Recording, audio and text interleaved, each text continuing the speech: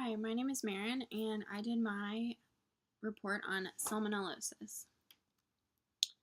So, what is salmonellosis? It is a form of acute gastroenteritis, which is a diarrheal disease. Gross. When it's caused by food, it's also commonly called food poisoning.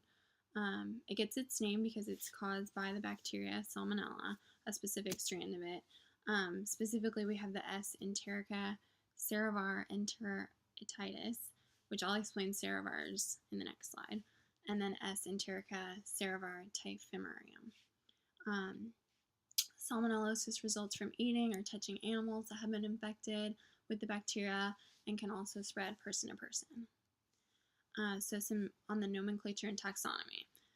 So this is a little confusing because salmonella is a little bit different than other diseases and other bacteria.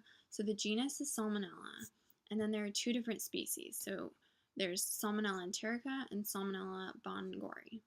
And then Salmonella enterica, that species, has 6 subspecies. And then it's divided into serotypes, which are also called ceravars. And those are strains of the same species that have different antigenic determinants on the cell surface. And then of the over 2,000 serotypes, they differ in the O antigen and the H antigen. So the O antigen is found covering the cell, and then the H antigen is found in the flagella. So just in differing of how those two are arranged gives you the different serotypes. The two main serotypes that I focus on are the two that I talked about in the previous slide, because those are the two that are most common for causing salmonellosis. A little bit on the history. It was discovered by an American veterinary surgeon. It was actually his researcher that discovered it, but they credited him with it, and it's named after him, Dr. Daniel Salmon. And he was researching hog intestine and found salmonella strands in the hogs with hog cholera. So originally it had a different name. It was called Salmonella enterica choleritis or something, but it later got changed to just salmonella. And then salmonella itself is rod-shaped gram-negative bacteria. There are two different types. It's either considered typhoidal if it causes typhoid disease, which I'll talk about in a minute, and then non-typhoidal. So all the salmonella that causes salmonellosis is all non-typhoidal because it's a different strain and doesn't cause typhoid disease. Salmonella enterica cerevar typhi is the strain that causes typhoid disease, which dates back to 450 BC. It wiped out about half the population of Athens, or what they think was typhoid fever that wiped out half the population. And then also in the Americas, between 1607 and 1624, killed about 6,000 Americans in Jamestown, and they think it was typhoid fever, which is caused by salmonella. Some of the modes of transmission, the most popular is the fecal-oral route, and this can be person to person or also animal to person.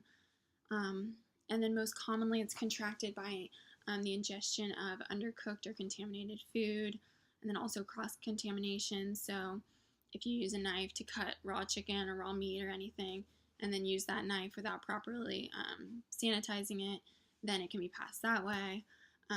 Or if you have juice from raw meat that was in it, and it gets on other food that you're eating, like salad or anything, it can be contracted that way. And then also in contact with infected animals, which is most commonly seen in reptiles, so especially turtles, but also snakes, lizards, anything like that. If you were touching it, a lot of times they can be infected with the bacteria, and it can be passed that way. And it has been found in dogs and cats, but it's really rare that happens. So how the bacteria infects, so once the bacteria enters the body, it goes to your small intestine, and it attaches to the wall, the cell wall, and then due to conditions in the intestine, the bacteria makes some special proteins that allows it to survive in there and attack the host. And then it can also, after that happens, and it can attack the liver or the spleen.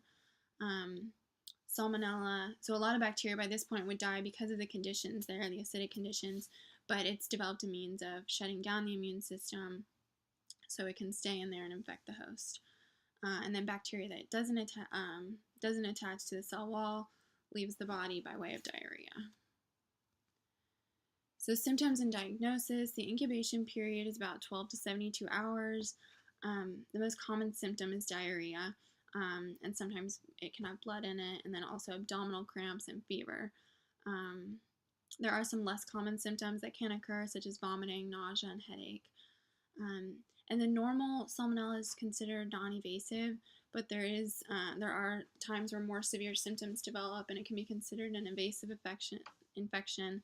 And this is when the salmonella leaves the intestine and enters the bloodstream, and then it can affect the joints and the brain, or just other parts of the body.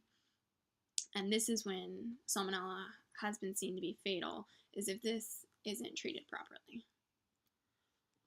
So treatment, normally it resolves itself in about a week. You really want to drink fluid because with the diarrhea, you will become dehydrated. Sometimes if the dehydration is severe enough, you might need IV fluid. There are antibiotics that can be prescribed for those more severe symptoms. So if you have a really high fever that you can't get rid of, or if the diarrhea is like super severe and is lasting longer than it should, then sometimes doctors will prescribe antibiotics. And that's also with those severe infections to prevent fatality and hospitalization and things. So if you catch it, it's easy to normally stop.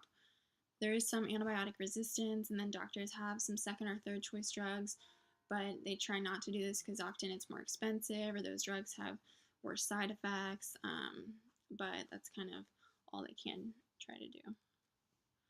Some trends and statistics. So approximately 1.2 million cases of salmonella occur each year and 450 deaths. And this is all non-typhoidal, so that's not including salmonella that causes typhoid disease. That's a different disease. And it's reported that annual incidence is 15.2 illnesses per 100,000 people. It's most commonly seen during the summer. And then the people most at risk, just for regular salmonella, it's going to be children under 5 years, and then infants who are not breastfed. And then to get those more severe symptoms is also young children's, but then also adults over 65 and people that have weak immune systems. In addition, people taking medications to reduce stomach acid are more likely to contract salmonellosis. And then just outbreaks. The largest recent outbreak was March of 2013 and June of 2014. There were over 600 people in 29 different states that contracted the disease due to a brand of chicken. And that company had to recall over 40,000 pounds of chicken because of that. And then there were a few active outbreaks, so things that are happening right now. One was linked with dairy bull cows. There are 21 people up to this point that have been reported infected in 8 different states, and then 8 people hospitalized because of it. And then also another one due to infected turtles. And this one, there are 133 cases in 26 states, and 38 people have been hospitalized. So these, obviously, they're working on containing this right now and, trying to recall anything that's been sent out that's infected. And then just some ways to prevent it. Obviously, making sure your food is cooked all the way through, especially the internal temperature. Eating things with raw eggs. I know we all love cookie dough. I do too. Honestly, I'll probably still eat it, but you have to worry that you can contract salmonella from that. And then unpasteurized milk. Also for infants, the mother's breast milk is the safest food to feed an infant. And then just making sure your hands are washed after touching raw meat or any kitchen utensils. You want to wash thoroughly. And then also after handling any kind of animal, especially if you hold a turtle or anything, you want to be sure to wash your hands thoroughly. And here are my references, and I will see you guys all on Monday.